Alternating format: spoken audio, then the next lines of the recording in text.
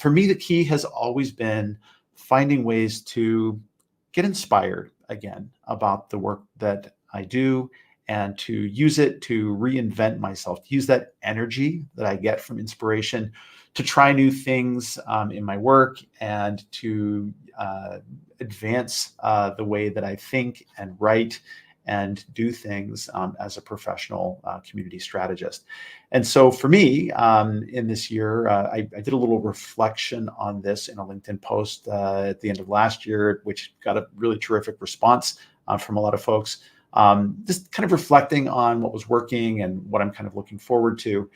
And where one of the places where I found great energy in this past year is getting involved with another community, the Fractionals United community. So a shout out to Karina Mickley, who is the founder and runner of that particular community.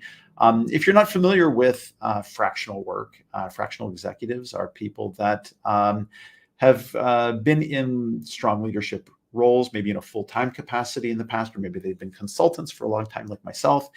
And they are interested in doing work that is a little bit more directly hands-on, but more of a part-time nature.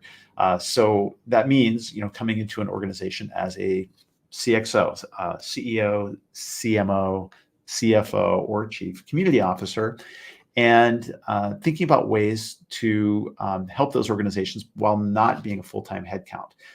It's a way to kind of take back control of your schedule a little bit, but it's also, for me, a way to advance beyond just being a recommender of solutions for organizations and making myself directly accountable for that work.